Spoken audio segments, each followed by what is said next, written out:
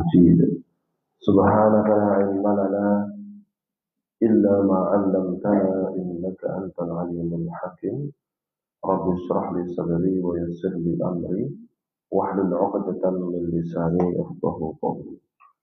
Alhamdulillah, puji syukur kepada Allah Subhanahu wa taala atas segala nikmat yang telah Allah berikan kepada kita semua.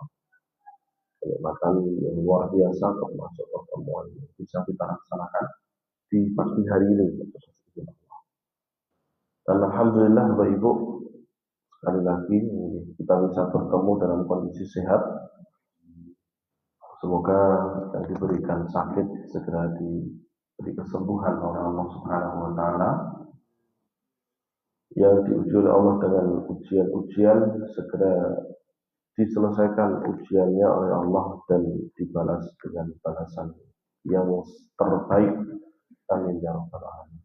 Bapak Ibu yang dirahmati Allah, mari kita lanjutkan pembahasan kita. Sebelumnya kita membahas tentang bacaan Nabi Shallallahu Alaihi Wasallam di sholat malam ya. Yang terakhir itu tentang bagaimana Rasulullah beliau sholat semalam suntuk dan ternyata ada tujuannya, yaitu beliau minta 3 perkara, dijabai 2 perkara tapi tidak dijabai 1 perkara. Wa qama lailatan bi ayatin yuraddiduha hatta asbaha. Pernah juga Nabi Shallallahu Alaihi Wasallam sholat malam itu hanya membaca 1 ayat Pak, tapi diulang-ulang terus seperti itu. Firman Allah Subhanahu wa taala dalam surah Al-Maidah, "In tu'adzibhum fa innahum 'ibaduk, in tu'adzibhum fa innahum 'ibaduk, wa in taghfir lahum fa innaka antal 'azizul hakim." Jika engkau menyiksa mereka, sungguhnya mereka itu adalah hamba-Mu ya Allah. Jika engkau mengampuni mereka, maka engkau adalah zat yang maha gagah lagi maha bijaksana. Bapak Ibu, berarti juga diperbolehkan mengulang ayatnya demikian asal 1 rakaat ayatnya diulang-ulang Bapak Ibu. Itu diperbolehkan, tapi ini buatan terus-menerus, tidak terus-menerus. Setiap sholat Bapak Ibu nun walau ta'ala. Jadi karena beliau mengulang-ulang karena isinya yang luar biasa. Ini kan tentang kisahnya Nabi Isa alaihissalatu wassalam yang meminta kepada Allah untuk Nabi Isa alaihissalatu wassalam yang dituduh jadi Tuhan, yang dijadikan sebagai sesembahan. Terus kemudian Nabi Isa berhujjah di hadapan Allah, kemudian mengatakan, ini ya Allah, jika engkau menyiksa mereka, toh mereka itu juga hamba-hamba Panjenengan sendiri. Dan jika engkau mengampuni mereka, maka engkau zat yang maha gagah lagi maha bijaksana. Hatta yarka' wa biha yasjud wa biha yad'u. Sampai kemudian rukuk, sujud, dan kemudian beliau berdoa pun setelah berdoa, ketika sujud terus kemudian berdoa, maka beliau juga membaca ini. Falamma asbaha qala lahu Abu Dzar, ketika berpagi-pagi, ketika sudah subuh, Abu Dzar mengatakan, "Ya Rasulullah, ma zilta taqra'u hadhihi al-ayat hatta asbahta wa tarka' biha wa tasjud biha." Engkau sujud juga membaca ayat itu dan engkau rukuk membaca ayat itu, wa tad'u biha, dan juga engkau berdoa juga membaca ayat itu. Wa qad 'allamaka Allahul Qur'ana kullah. Padahal Allah sudah mengajarkan Quran ini keseluruhannya kepada Panjenengan. Kok cuman baca 1 ayat saja? Lau fa'ala hadza ba'duna lawajadna 'alaihi. Andaikan sebagian dari kita ini mengerjakan, maka sungguh kita akan kesulitan. Qala, maka Nabi bersabda, "Inni sa'altu Rabbi 'azza wa jalla syafa'ata li ummati fa'ataniha wa hiya na'ilatun insya'allah liman la yusyrik billahi syai'a." Kemudian Nabi SAW beliau berikan alasannya. Saya membaca itu karena saya sedang meminta kepada Allah untuk diberikan syafaat bagi umatku. Dan Allah mengiyakan. Syafaat ini hanya bisa diberikan kepada orang yang tidak menyekutukan Allah sama sekali. Oke, ini hadirin yang dirahmati Allah. Cuman berkaitan kan disebutkan di sini, ya, ayat itu senantiasa dibaca Nabi ketika rukuk juga dibaca. Pas rukuk nih Pak, sujud juga dibaca, ketika berdoa juga dibaca. Padahal kita tahu bahwa ketika rukuk dan nomor itu sujud itu tidak boleh membaca ayat, kan begitu ya. Terus bagaimana para ulama mengatakan ayat ini diposisikan oleh Nabi Shallallahu Alaihi Wasallam ketika berdiri dengan sujud dan rukuk berbeda. Ketika berdiri beliau membaca ayat, ketika rukuk dan sujud beliau membaca doa. Karena isinya kan juga doa. Ya Allah, jika engkau menyiksa mereka, mereka itu adalah hamba-Mu ya Allah. Jika engkau mengampuni mereka, engkau zat yang maha gagah lagi maha bijaksana. Dari sini Bapak Ibu kita bisa mengambil pelajaran bahwa rukuk dan sujud itu diperbolehkan membaca doa walaupun doanya itu ada dalam Al-Quran. Dan bahkan ketika doa itu adalah satu ayat yang sempurna, itu diperbolehkan. Doa itu satu ayat yang sempurna diperbolehkan dengan catatan kita membacanya membaca doa, niatannya membaca doa, bukan membaca Al-Quran. Sebagian ulama membedakan niatan. Ketika berdiri kita pakai ta'awud kan ya, ta'awud terus kemudian bismillah. Ketika kita berdiri. Namun ketika rukuk dan sujud kita tidak memakai ta'awud, tidak memakai bismillah, hanya membaca doanya saja. Itu diperbolehkan. Memang doa terbaik itu adalah doa yang tercantumkan dalam Al-Quran dan doa yang diajarkan oleh Nabi Shallallahu Alaihi Wasallam. Tapi kalau membaca Quran berbeda. Ada ta'awudnya, ada bismillahnya. Walaupun bismillah dan ta'awudnya sir gitu. Bismillah minimal sir, Bapak Ibu, karena itu yang menjadikan Bapak Ibu bacaan itu sebagai Al-Quran. Terus kemudian juga pelajaran yang bisa kita ambil di sini adalah tentang syafaat. Nabi SAW beliau jawab, na'ilatun insyaallah liman la yusyrik billahi syai'an. Syafaat itu bisa bermanfaat insya Allah di hari kiamat nanti bagi yang tidak menyekutukan Allah sama sekali. Pelaku dosa besar tidak menyekutukan Allah, maka Allah akan mengizinkan Nabi memberikan syafaat kepada orang-orang ini. Namun tetap digarisbawahi bahwa kalau dosanya itu tidak bisa disyafaati oleh sahabat, dosanya sombong kepada Allah tidak bisa disyafaati, tidak bisa. Seperti contohnya Bapak Ibu, Nabi Sallallahu Alaihi Wasallam itu beliau bersabda, la yadkhulul jannah abadan, tidak akan masuk surga selama-lamanya. Salah satu 3 golongan. Tidak masuk surga selama-lamanya 3 golongan.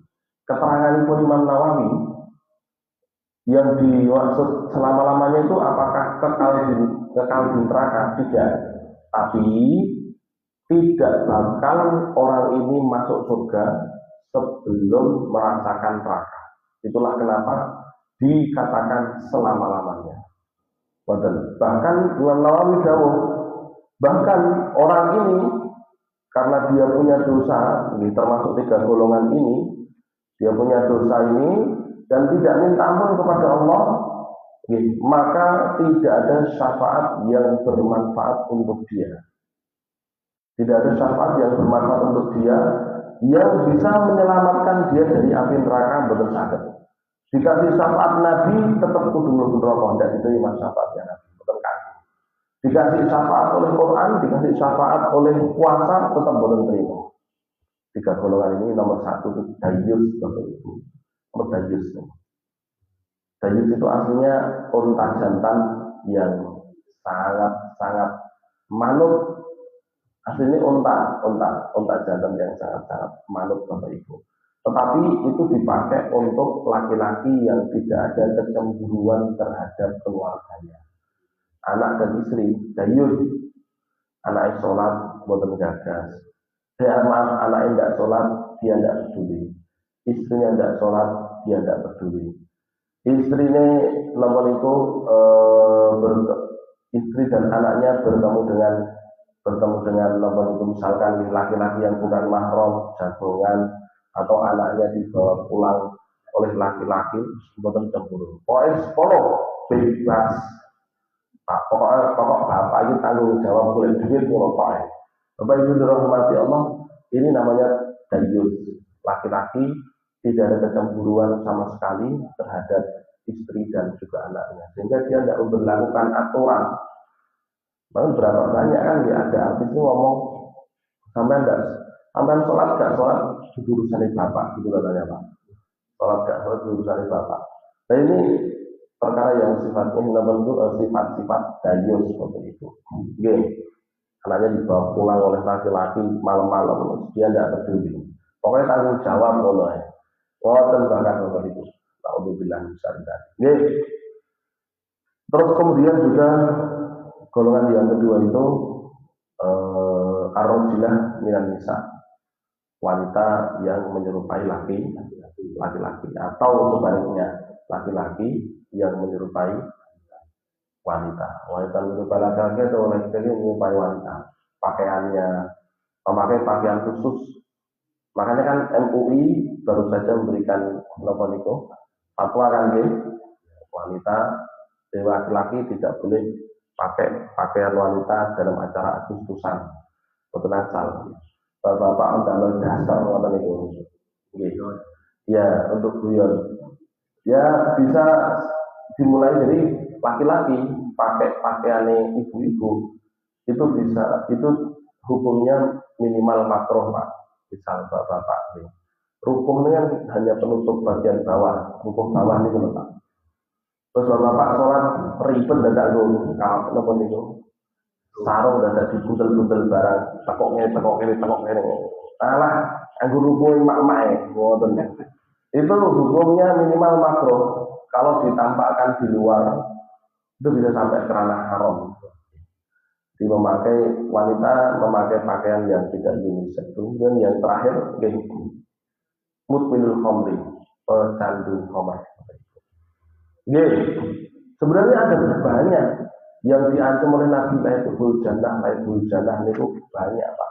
Dan dosa-dosa ini semuanya para ulama sangat menganjurkan untuk tidak boleh dilanggar karena ancaman dari Nabi laiful jannah abadan, selama surga selama-lamanya. Dan keterangannya itu adalah tidak berefek dosa, tidak berefek setiap syafaat yang diberikan kepadanya. Nanti ada yang layatul jannah itu untuk orang yang pelit wonten, orang yang suka mengadu domba kata Rasulullah ada. Terus kemudian juga ada mustakbir, orang yang sombong dan lain sebagainya. Itu Terus wa qala lahu rajulun, seseorang mengatakan kepada beliau, ya Rasulullah, innali jaran yaqumul lail wa la yaqra illa qul huwallahu ahad. Yuraddiduha la yazidu 'alaiha ka'annahu yuqalliluha. Dia senantiasa membaca Al-Ikhlas. Jadi Pak, betul namanya kula panjenengan Pak nggih, betul namanya kula panjenengan. Riyen niku sahabat niku ngeten. Yang setiap malam itu dia salat malam, tapi sing diwaca niku Al-Ikhlas itu. Cuman kadang kala nggih dalam satu rakaat diulang-ulangi. Kadang cuma sekali, kadang berulang-ulang, Allahu ahad, Allahus samad, lam yalid wa lam yulad wa lam yakul lahu kufuwan ahad. Sallallahu alaihi. Wonten Bapak Ibu. Diulang-ulangi, la yazidu alaiha, boten enten tambahane belas inae boten. Jadi namanya Al-Ikhlas saja. Seakan-akan kata tetangganya ini, tangganya kebetulan yang nonton itu bilang kepada Rasulullah SAW. Seakan-akan orang ini kok tidak belum mau liyane toh ngoten. Faqala Nabi sallallahu alaihi wasallam, maka Nabi sallallahu alaihi wasallam beliau mengatakan wallah Walladzi nafsi biyadihi, demi zat yang jiwaku di genggamannya, innahu la ta'dilu thulutsal Qur'an. Sesungguhnya al-ikhlas itu pahalanya seperti membaca sepertiga Al-Quran. Rasulullah tidak melarangnya, Rasulullah tidak mengingatkannya. Mungkin Bapak Ibu, Nabi beliau tahu orang ini mungkin hafalannya boten kakak.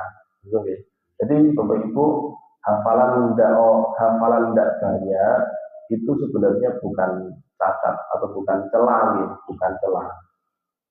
Tapi dia jadi imam kok, wonten biasa misalkan dia jadi imam kok, berarti kalau dia jadi imam, ya memang imam ada tuntutan untuk meningkatkan diri, Pak. Ada tuntutan untuk meningkatkan diri. Tapi sebenarnya imam apalagi mek sithik niku nggih mboten napa-napa. Kalau misalkan memang dia dijadikan orang yang dijadikan imam itu kan beda-beda gitu tujuannya, sebabnya apa?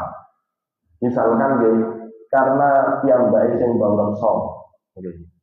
Karena dia yang bangun sok Bapak Ibu dalam tanda kutip misalnya ketua takmire atau kemudian nomor itu memang di masjid yang nomor itu masjidnya itu tanah dia bangun di tempat dia, otomatis kan dia piyambake sing bangun sok, maka dia yang paling pantas jadi imam.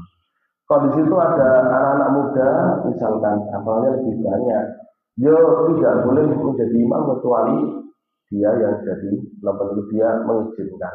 Lalu ternyata selama ini ya mbak ini yang pengen jadi imam, ya sudah, akhirnya jadi makmum yang sabar. Belum sholat yang berikut saya sabar. Lalu kadang waktu ini bahasa itu diulangi, ayo ya betul apa-apa, ya, yang sabar. Jadi itu kalau boleh tidaknya sih boleh-boleh saja Bapak Ibu. Kalau misalkan masjidnya masjid umum, itu tentunya harus ada pertimbangan juga dalam takmir. Takmir pertimbangan boten usah terus yo imam iki badine opo jane iki. Kan boten kan badine to Pak nek imam ini. Iya to Pak? Iya. Oh ngaten iki jelek lepeni pagi sing imam penerang lho malah. Jadi Pak mau Oke, baik itu Bapak Ibu yang dirahmati Allah, jadi diperbolehkan untuk mengulang-ulang ayat atau mengulang-ulang surah yang kita baca dalam satu rakaat. Boleh tidaknya boleh, wonten. Pantas sebenarnya berbeda, boleh atau tidak itu saja. Jadi imam yo pantasnya pripun wonten. Terus kemudian bacaan sholatul witri. Salat witir apa yang dibaca? Karena Nabi Shallallahu Alaihi Wasallam dalam riwayat Imam An-Nasai wal Hakim yang rakaat ula membaca di rakaat yang pertama Sabbihisma Rabbikal A'la, rakaat pertama Sabbihis. Rakaat tsaniyah rakaat kedua Qul ya ayyuhal kafirun, wa fi tsalitsah Qul huwallahu ahad. Di Al-A'la, terus Al-Kafirun dan Al-Ikhlas. 3 rakaat masing-masing satu surah Bapak Ibu. Wa kana yudhifu ilayya ahyanan qul a'udzu birabbil falaq wa qul a'udzu birabbin nas. Dan kadang Al-Ikhlasnya itu ditambahi Al-Falaq dan ditambahi An-Nas. Jadi berarti satu ayat di satu rakaat ada 3 surah Bapak Ibu. Bismillahirrahmanirrahim banter apa mboten? Ya tergantung panjenengan pakai madhab banter, pakai madhab Mesir atau tidak. Tapi yang jelas harus ada bismillahnya, Pak. Kenapa? Karena bismillah itu jadi dalam riwayat Ibnu Abbas radhiyallahu ta'ala anhu, riwayat Imam Muslim disebutkan begini. Dulu kita tidak memisahkan. Dulu tidak ada pemisahan antara satu surah dengan surah yang lain, itu tidak ada pemisahan. Dan kami para sahabat itu sempat bingung juga, sempat bingung kalau misalkan tidak hafal surat tersebut, sampai akhirnya Allah menurunkan Bismillahirrahmanirrahim, maka Bismillah ini menjadi pemisah satu surat dengan surat yang lain. Begitu pula ketika panjenengan membacanya saat sholat itu juga harus dibaca. Jahar atau tidak tergantung ketika panjenengan baca Fatihah pertama tadi jenengan baca jahar atau mboten gitu. Kalau panjenengan bacanya sir ya berarti bismillahnya sir. Minal jin misalkan gitu. Walam yakul lahu kufuwan ahad. Terus qul a'udzu birabbil falaq gitu. Gitu. Itu Bapak Ibu, jadi tetap harus dibaca bismillahnya untuk memisahkan satu dengan yang lain. Wa marratan qara'a fi rak'atil witri bi mi'ati ayatin. Kadang Nabi sholat witir itu Pak membaca 100 ayat dari surah An-Nisa Bapak Ibu. Jadi tidak selalu sholat witir ini pendek, kadang sholat witirnya itu panjang. Wa amma rak'atani ba'dal witri fa kana yaqra'u fiha idza zulzilatil ardu zilzalaha wa qul ya ayyuhal kafirun. Terus kemudian yang 2 rakaat membaca surah Az-Zalzalah dan membaca surah Al-Kafirun.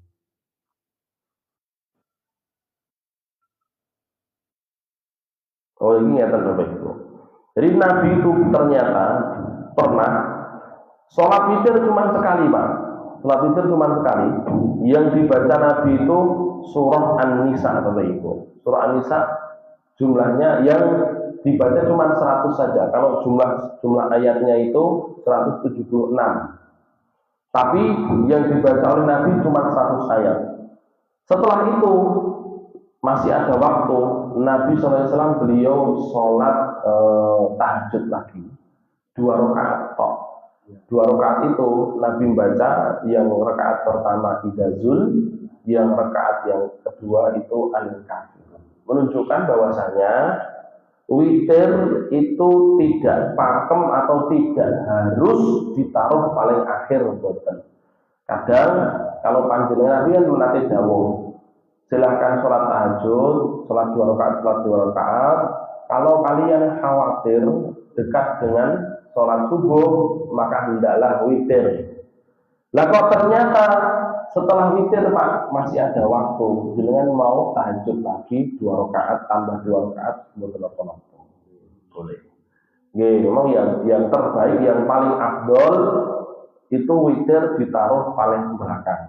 Tetapi bukan berarti afdol itu menjadikan yang lain boten orang angsal. Jadi ini paling utama, nah ini juga boleh begitu. Oke, Nabi sendiri beliau pernah mengerjakannya. Kemudian bacaan sholatul Jumu'ah, sholat Jumat. Karena Nabi Shallallahu Alaihi Wasallam dalam riwayat Imam Abu Dawud, Imam Muslim adalah Nabi Shallallahu Alaihi Wasallam yaqra'u ahyanan kadang membaca fi rakaatil ula rakaat pertama di suratil Jumu'ah dengan surat Al-Jumu'ah, surah Al-Jumu'ah.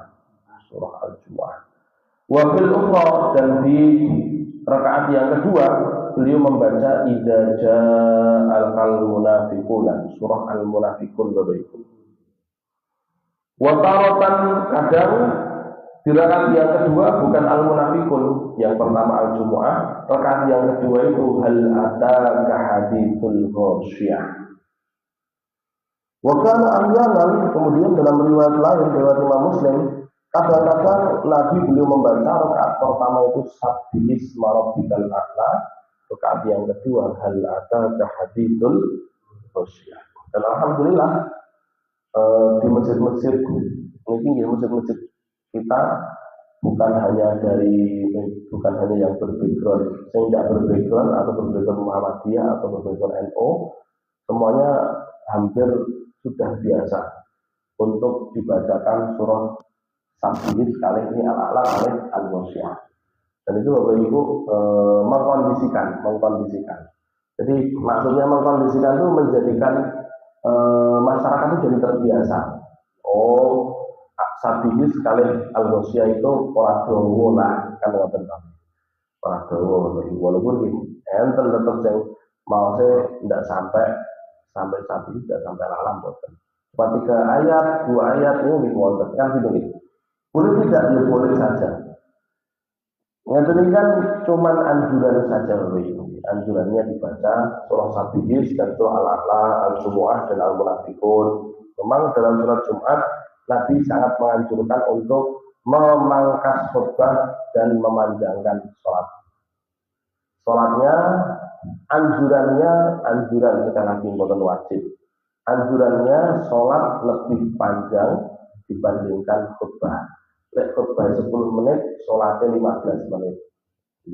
Tapi dari nanti turun lo nenggalan. Iya dong. Ya minimal di sholatnya 10 menit, khutbah 10 menit, sholatnya 5 menit.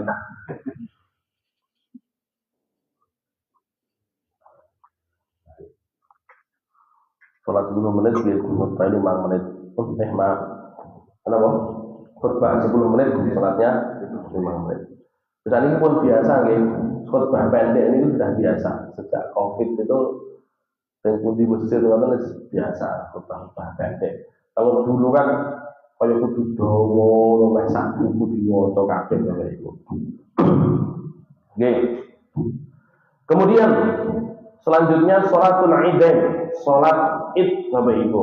Sholat Id beliau biasa membaca sebagaimana dalam riwayat Imam Muslim, Imam Dawud, Al-A'la dan juga Al-Ghasyiyah. Al-A'la terus kemudian Al-Ghasyiyah. Ini kan urut berarti dari atas gitu. Al-A'la terus kemudian Al-Ghasyiyah. Walaupun secara panjang pendeknya kan lebih panjang Al-Ghasyiyah, Pak. Gitu.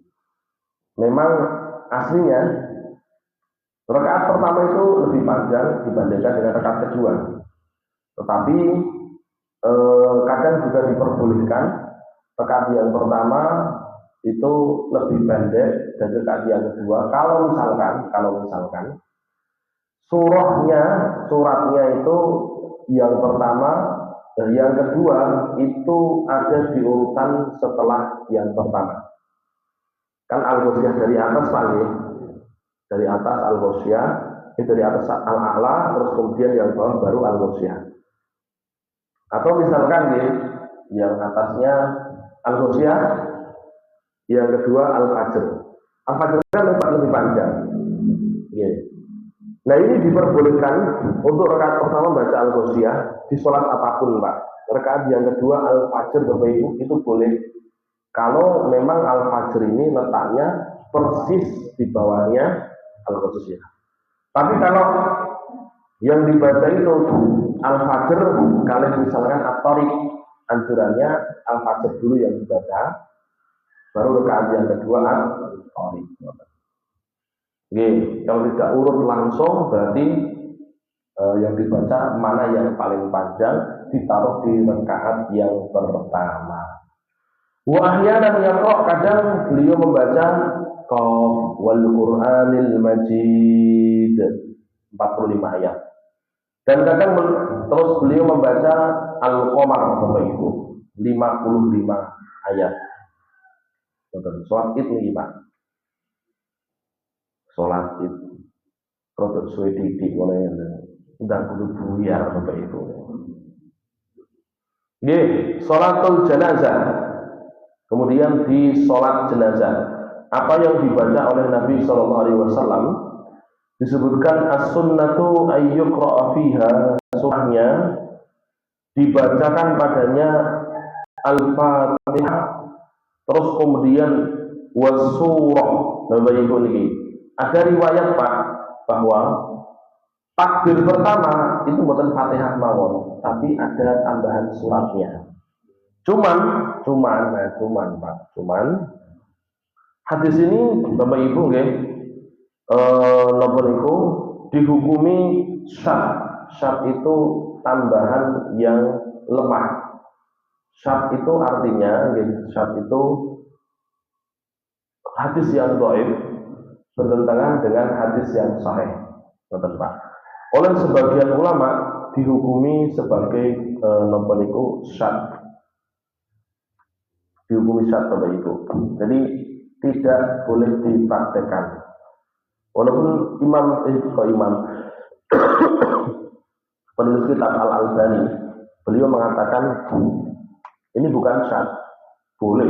Kalau misalkan Fatihah ditambah baca surah ya boleh. Orang mau Fatihah tok tambah kulhu itu boleh. Karena nanti ada riwayat dalam riwayat Imam Abi Dawud, bahkan ada riwayatnya Imam Al-Bukhari. Tapi kalau misalkan membaca Al-Fatihah saja itu juga diperbolehkan. Allah alam bisawab. Nggih.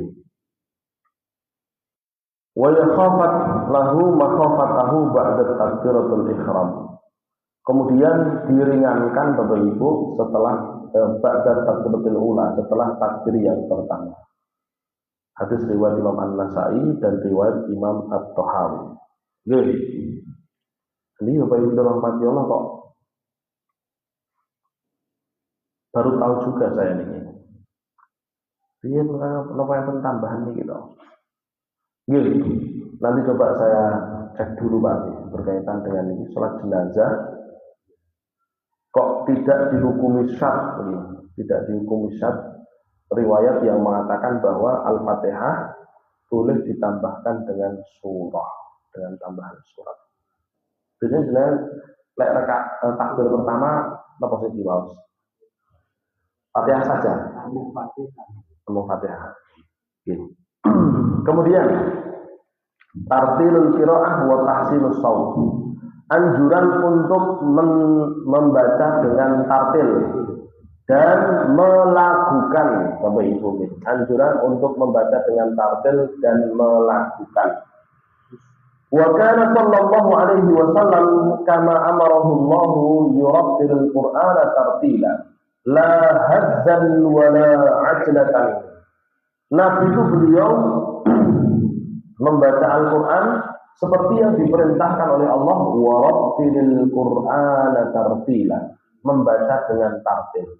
Apa yang dimaksud dengan membaca dengan tartil itu? Buatan kesusu, mufassaratan harfan, yaitu dibaca satu huruf.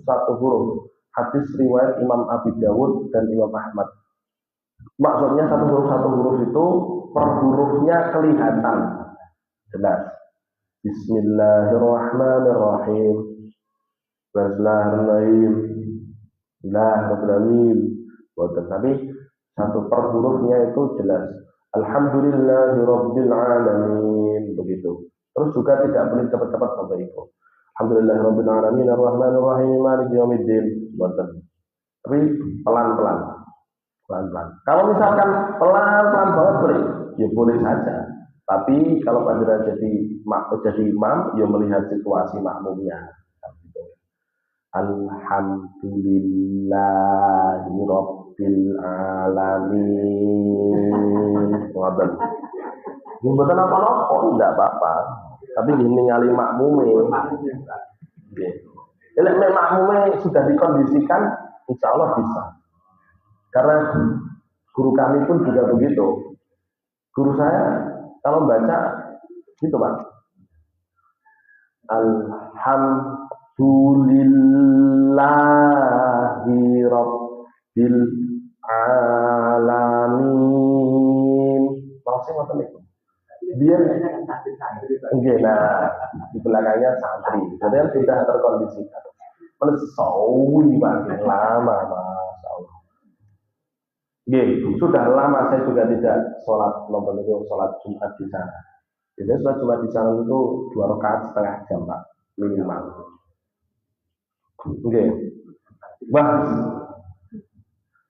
Itu sebenarnya bisa jadi destinasi wisata nih Pak.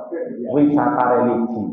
Sebenarnya Bapak Ibu Jadi napa niku lek pas longgar wonten napa kalih niki Abah Mujahidin kan nggih ngetok. Ya. Nggih. Pas longgar berangkat napa niku Kamis ngoten Pak.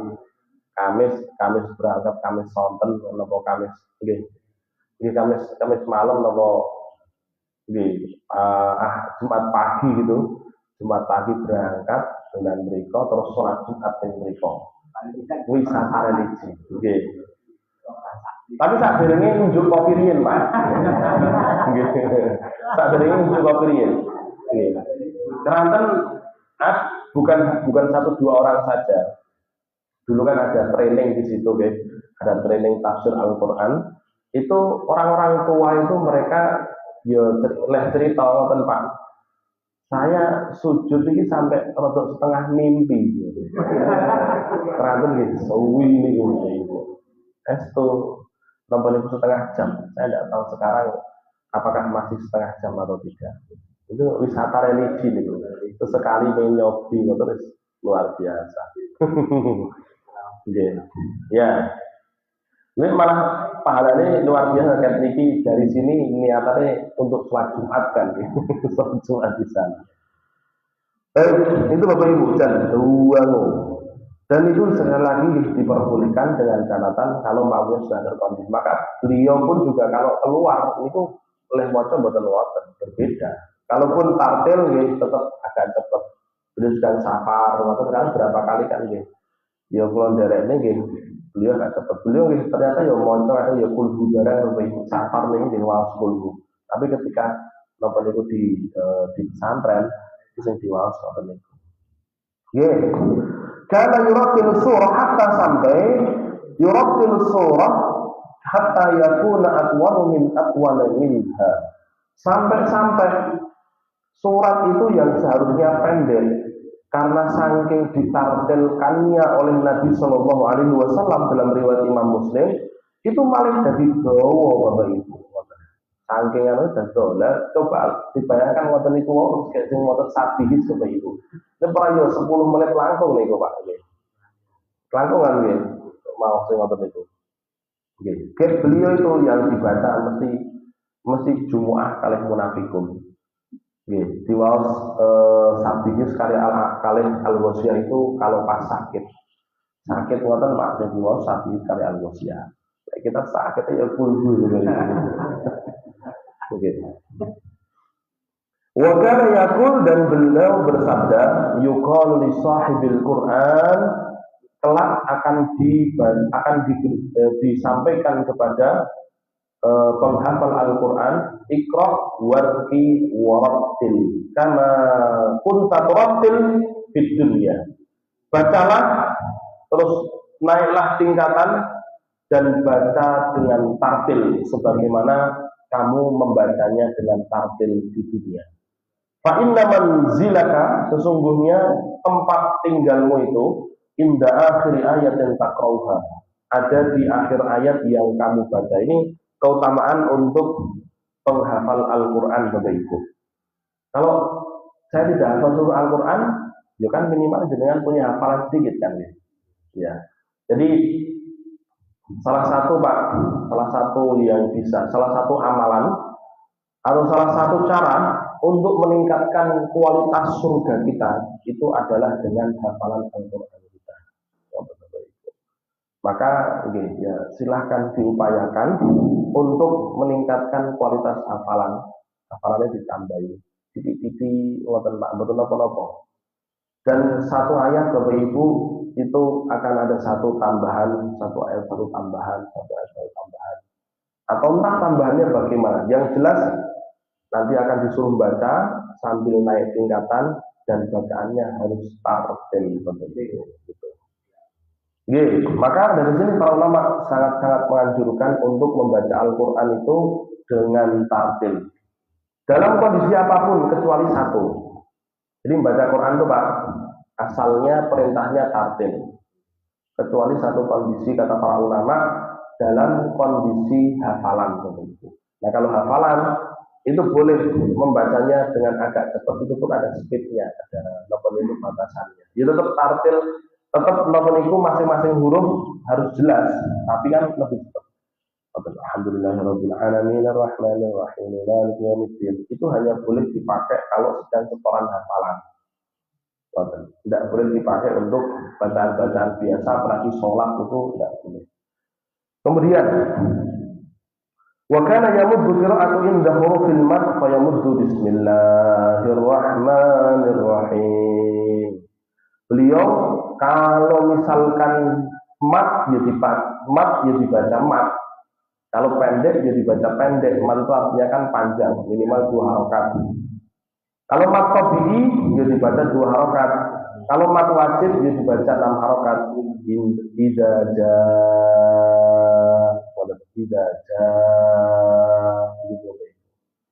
Idaja itu kan 6 Pak. ja'akal munafiquna qalu wadan. Itu Bapak Ibu.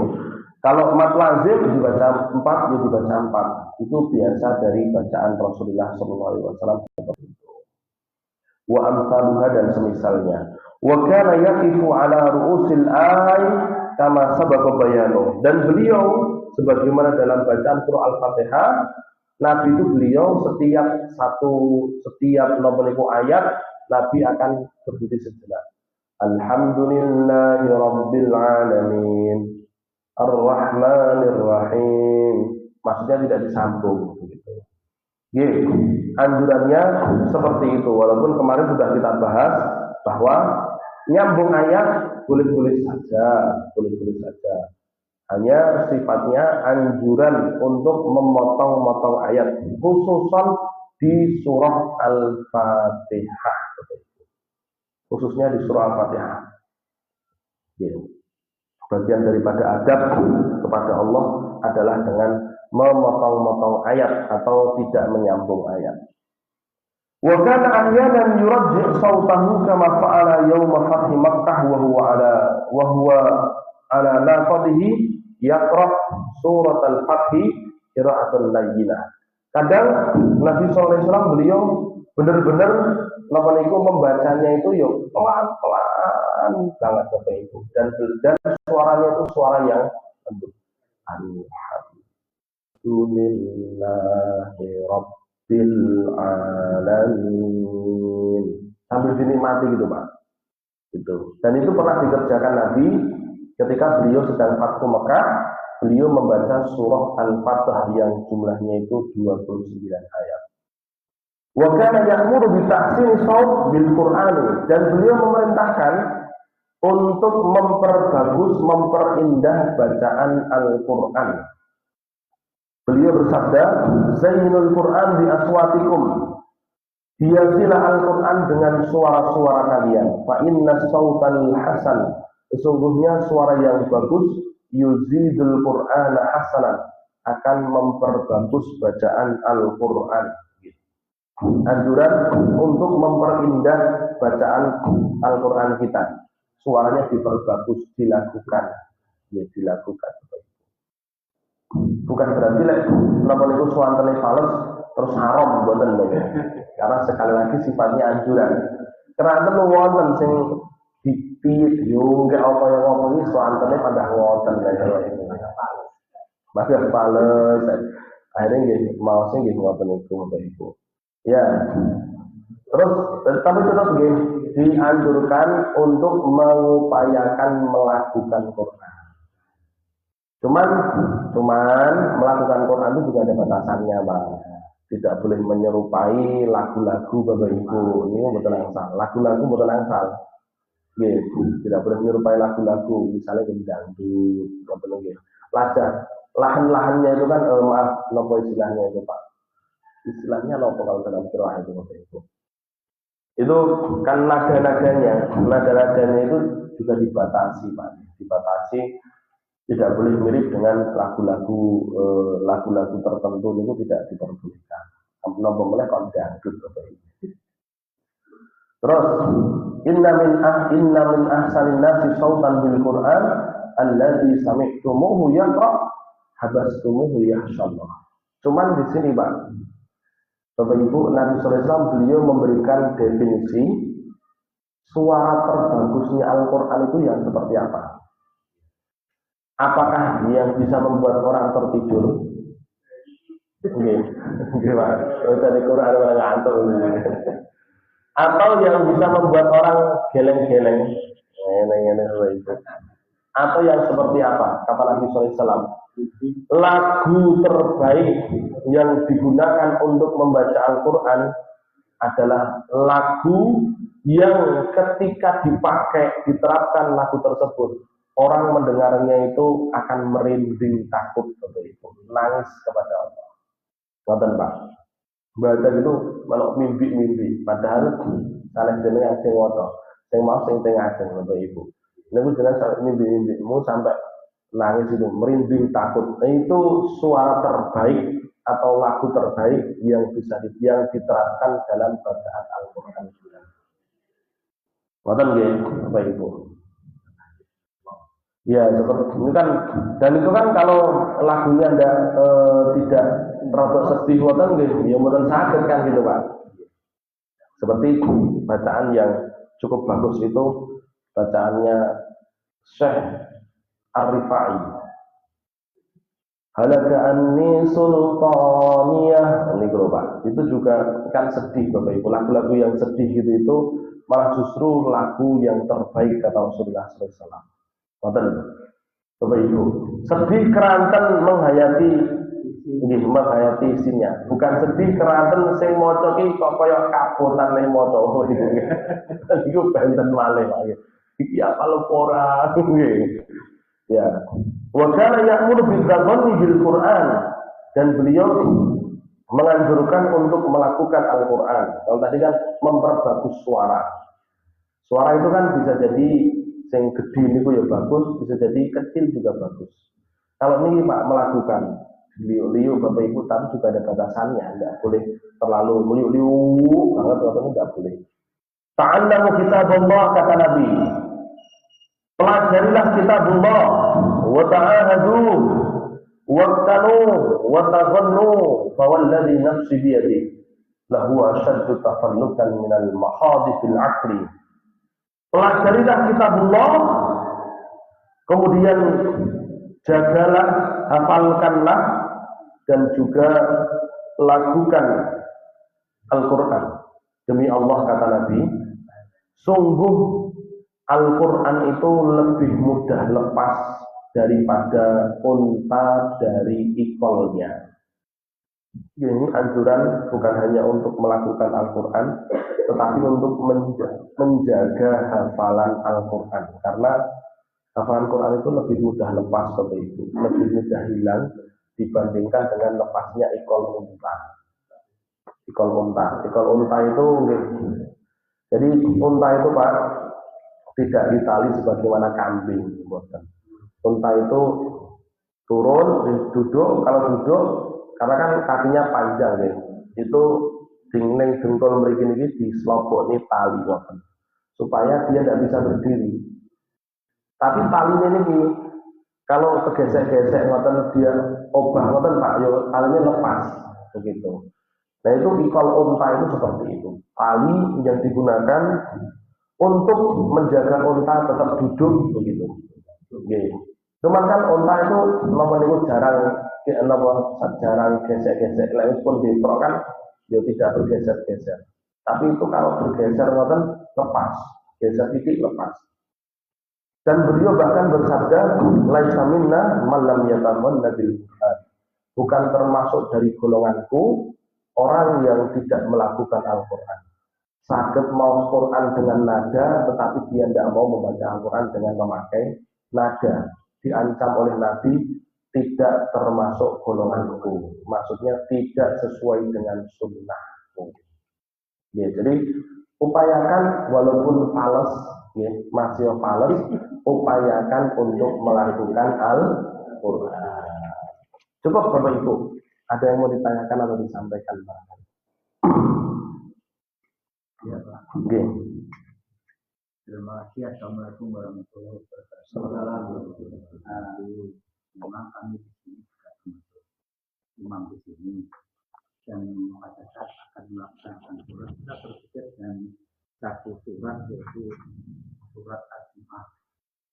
Menurut dari sini kami ingin mempercerahnya, surat itu dibaca pada saat sewaktu-waktu apa bisa atau ada waktu tertentu untuk membaca surat Al-Jumu'ah.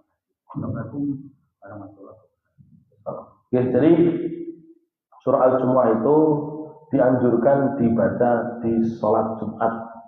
Tetapi boleh jenengan baca di semua sholat, di semua sholat itu boleh. Kapanpun jenengan meh mau surah Al-Jumu'ah ya boleh.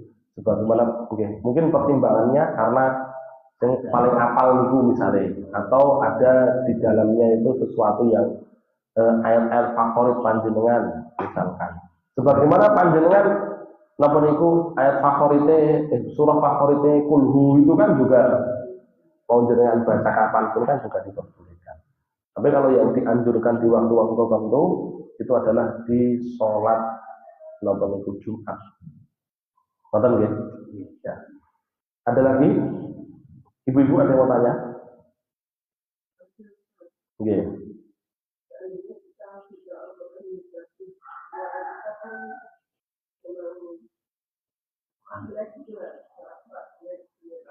Serak-serak niku ndak jelek loh.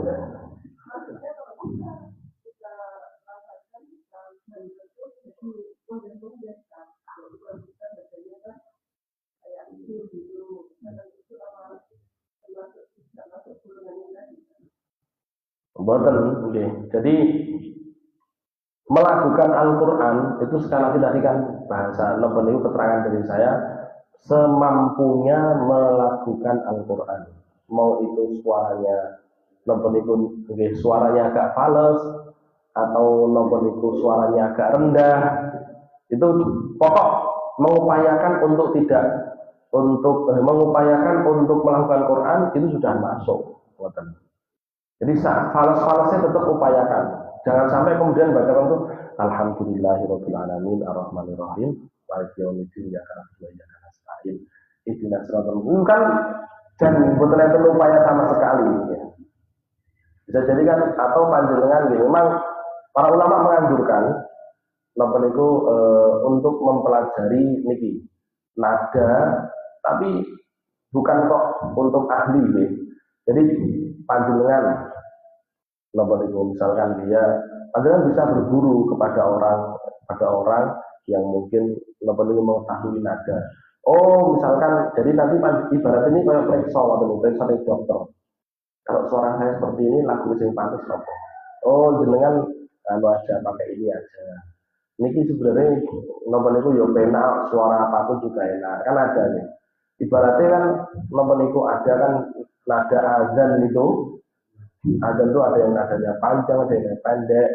Pokok kalau beliau ahli di bidangnya itu bisa memberikan bantuan kepada panjenengan dengan pakai lagu itu saja. Alhamdulillahirabbil alamin kan begitu misalkan itu bagaimana lah.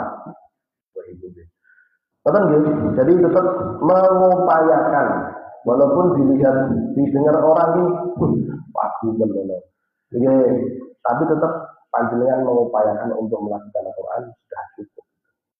Suaranya mau dilirikkan atau dibanterne itu sami mawon. Gitu guys. Tuh. Guys. Baik, itu Bapak Ibu, tidak ada lagi yang tanya. Kalau tidak ada kita cukupkan sekian dulu. Rabbana taqabbal minna innaka antas samiul alim. Wa tub 'alaina innaka antat tawwabur rahim. Kita berikan doa kafaratul majlis. Subhanakallahumma bihamdik asyhadu an la ilaha illa anta astaghfiruka wa atubu ilaik. Assalamualaikum warahmatullahi wabarakatuh.